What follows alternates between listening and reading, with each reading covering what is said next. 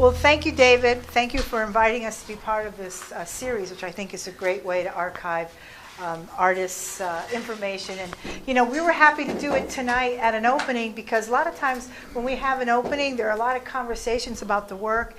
And generally, they're happening with just a few people. And we thought if we had the conversation while people were still here, that more people could actually benefit from those kind of conversations. And you know, City Lights is a nonprofit arts organization. We serve the community through art. This is our 13th year. We're in our relatively new home.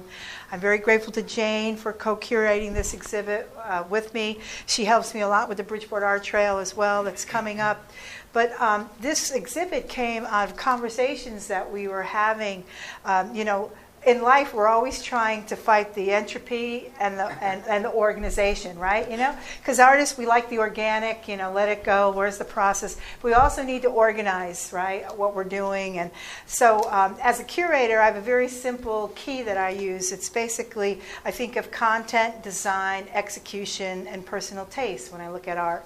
A lot of my eye that I have, I hope I have, comes from the process of me making art and studying many art forms, and not so much as an art historian. And that's how I often approach my exhibits. But Jane and I were talking, you know, because we hope to be involved with getting some more public art going, and just talking about exhibits too in Bridgeport. And we thought it was good to start a dialogue through the exhibits where people can make their own decisions by looking at art.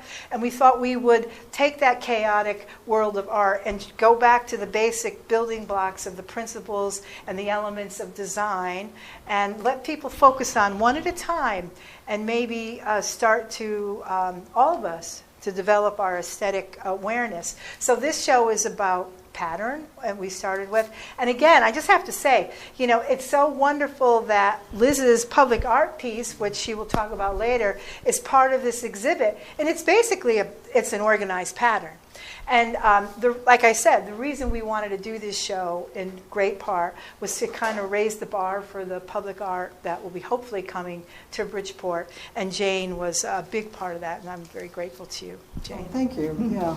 So by isolating one of the elements of design, we felt we could draw attention to it and not just help the public appreciate it, but maybe learn a little bit more about what the elements and the principles are. Because all composition is created from the elements and principles of design. These are the building blocks, as you say, of what goes into a composition. And so the artists that we selected and the work that we've selected from the artists are really excellent examples of the different types of pattern that appear in artwork. You know, there's things like natural pattern, like the ripples of water. There's more geometric pattern. And so each of the pieces here was selected in a really thoughtful way to reflect that most strongly as pattern. And of course, elements and principles don't exist on their own. You know, so you've got something that's also going to be about texture, and it's also going to be about color, and it's also going to be about other things. But the strongest, for us, the strongest things that we saw in the pieces that we selected were pattern for this show. So we're excited, because this is the first of a series. So the idea is to kind of keep introducing more of these, the elements and more artists and more work. Right. So again, I just want to let people know that not only do we have this exhibit, but coming up in November is our art trail, and we hope that you'll all be part of it. And I know that I have some artists from the art trail here with us tonight. All right.